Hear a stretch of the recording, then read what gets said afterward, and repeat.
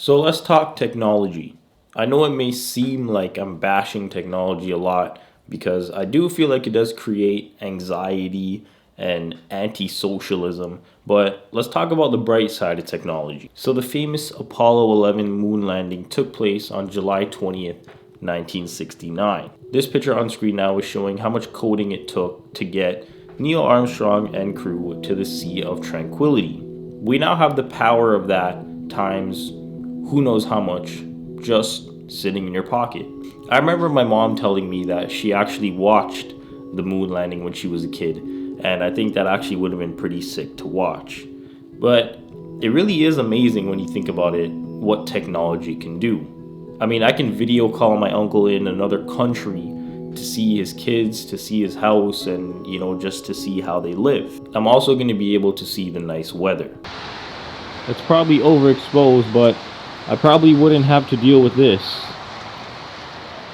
Doesn't matter what app you're using, whether it's WhatsApp or FaceTime or whatever other video application you use. Just the fact that you can see and video call people, to me, is pretty remarkable. I mean, let's think about it. It's been 10, 12 years since video chat came out.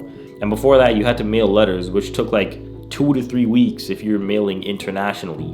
I mean, remember when you would come home from school and you would have to tell your friends to call you after 6 because your phone was free? I mean, now you can call anybody basically anywhere in the world at basically any time. All you need, really and truly, is an internet connection. I used to play video games a lot, and if you ever played an online game, then you know how frustrating lag is. And as frustrating as it was, I still tried to not get that mad because, think about what I was doing.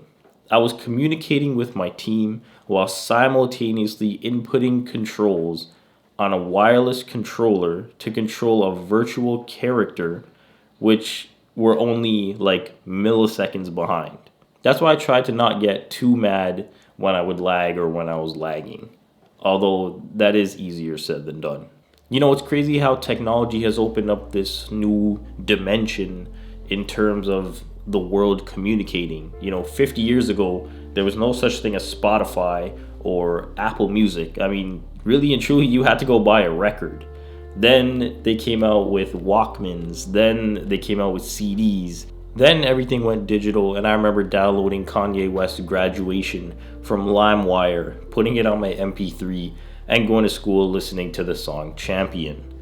Then iPods came out, and you remember those ads that they had of those people, and the people were like a black silhouette, and then you could only see like the white headphones. And then those came out. Then obviously iPhones came out, and you could call, and you could listen to music, and you could watch YouTube, and you could check the weather, and you had applications.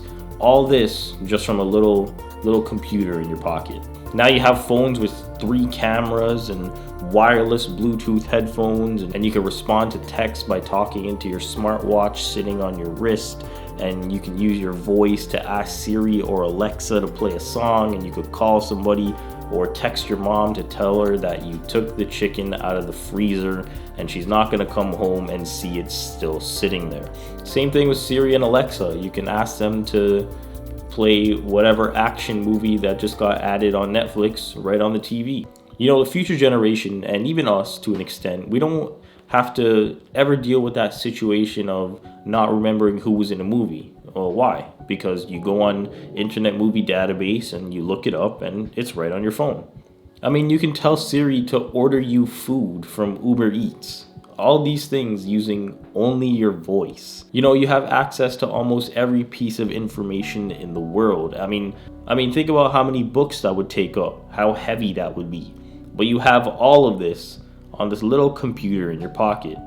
But the fact that we have fingerprint sensors and iris identification and Face ID to unlock your phone, it seems otherworldly to me. Another thing, your phone is a translator, and you can translate something from your native language to another foreign language almost instantly and be able to communicate with others that speak another language without even having to learn the language. If your grandparents went on vacation in Mexico when they were young, they either had to get a tour guide, or they had to have a dictionary, or they had to know Spanish. Now you could just go there, translate it into Spanish on your phone, and you can communicate with the local people. I mean, let's talk about phone cameras. And you have Night Sight from Google, you have the low light capability of the iPhone 11, and how far these phone cameras have come. A lot of these things are things we only could have dreamt of, but because of the progression of technology, a lot of these things are now a reality. We have cars that drive themselves, they parallel park themselves, they keep themselves in their lane, they have front-end collision detection, and a whole plethora of other features. I mean, you can know any fact that you've ever wanted to know. You can know how tall the Eiffel Tower is. You can know how long it took to build the Hoover Dam. You can know who the greatest basketball player of all time is. You could pay with Apple Pay using your fingerprint or using Face ID. You could give somebody fresh water through Charity Water. You could donate to Australia's wildfires. All these things could happen so quickly just by using the magic of technology. The point I wanted to make is that there are good sides and there are bad sides to technology. And it seems like in the news, all they talk about is negativity about people being on their phone and then being antisocial and whatever. But I think it's time that somebody showed the good side of technology. Look, whether you're Xbox or PlayStation, Apple or Android, Canon or Nikon, LG or Sony, we have things that our ancestors only could have dreamt of. And as always, thanks for watching.